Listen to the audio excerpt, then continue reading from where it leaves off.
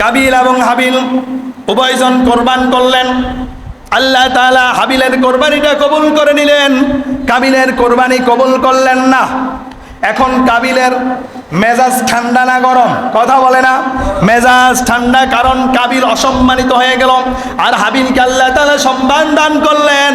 এজন্য কাবিল তার ভাই হাবিলকে বললেন, ক্বালা লা আকতুলান্নাকা ক্বালা ইন্নামা ইয়াতাকাব্বালুল্লাহু মিনাল মুত্তাকিন। আওয়াজ করে বলুন আল্লাহু আকবার। কাবিল তার ভাই ছোট ভাই হাবিলকে বলল, ও আমার ভাই, আল্লাহ আমার কোরবানি কবুল করে নাই। আমি তোমাকে হত্যা করব, আমি তোমাকে কতল করব। কি করব? আমি তোমাকে কতল করব। বড় ভাই কাবিল ছোট ভাই হাবিলকে বললাম, আর হাবিল বললেন, ক্বালা ইন্নামা ইয়াতাকাব্বালুল্লাহু মিনাল মুত্তাকিন। আমার আল্লাহ মুত্তাকিদের কোরবানি কবুল করে নেন। আমার আল্লাহ তাকওয়াবান ফরেজগার ব্যক্তির কোরবানি কবুল করে নেন।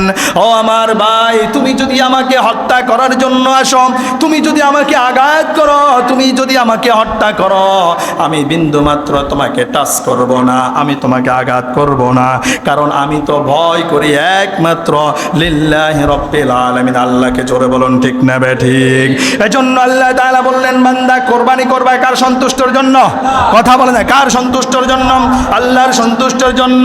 কুল ইন্না সালাতি ওয়া নুসুকি ওয়া মাহইয়ায়া ওয়া মামাতি লিল্লাহি রাব্বিল আলামিন।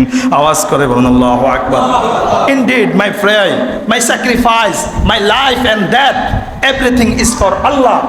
আল্লাহর নবী বললেন, কুল ইন্না সালাতি, নিশ্চয় আমার নামাজ, আমার কুরবানি, আমার হায়াত, আমার মওত, আমার সব কিছু একমাত্র লিল্লাহি রাব্বিল আলামিন, আল্লাহর সন্তুষ্টির জন্য। কার সন্তুষ্টির জন্য? আল্লাহর সন্তুষ্টির জন্য। তাহলে আপনার নবী, আমার নবী যদি বলে আমার কুরবানি আল্লাহর সন্তুষ্টির জন্য, আমার নামাজ হতে হবে, আমার নামাজ আল্লাহর সন্তুষ্টির জন্য, আমরা সেই নবীর উম্মত হয়ে আমাদের কুরবানি হবে কার সন্তুষ্টির জন্য? কথা বলে না, কার সন্তুষ্টির জন্য? আল্লাহর সন্তুষ্টির জন্য কুরবানি হতে হবে। প্যারা হাজিরিন, এজন্য সব সময় ভয় করবেন কাকে? ইন্নী আখাফুল্লাহ রাব্বাল আলামিন। হাবিল বলে, ভাই আমি তোমাকে ভয় করি না, আমি একমাত্র ভয় করি আমার আল্লাহকে। ঠিক না বেঠিক? প্যারা হাজিরিন, তার মানে এই কোরবানির ইতিহাস শুরু হয়েছে কাবিল এবং হাবিল থেকে। কার থেকে? কাবিল এবং হাবিল থেকে। এখন হাবিলের কোরবানিটা আল্লাহ তাআলা পছন্দ করেছেন, আর ওই হাবিলের সাথে আকলিমের কি হবে? বিয়ে হবে, আর কাবিলকে বিয়ে করতে হবে লেওয়াজাকে। কিন্তু ওই কাবিল তার ছোট ভাই হাবিলকে হত্যা করেছে। কি করেছে? হত্যা করেছে। সে অন্য এক ঘটনা, সেদিকে আমরা যাব না। ফের হাজিরিন, দ্বিতীয় নাম্বার ইতিহাস হচ্ছে মুসলমান জাতির পিতার নাম কি? ইব্রাহিম ও খলিলুল্লাহ।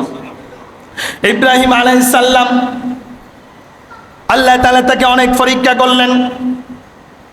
আল্লাহ তাআলা অনেকগুলা পরীক্ষা করার পরে, ইয়া রাফিল মানামি আন্নী আযবাহুকা ফানজুর মাযা তারা, আমি স্বপ্নে দেখলাম আমি তোমাকে কোরবান করতেছি, আমি তোমাকে জবাই করতেছি। এখন তোমার অভিমত কি?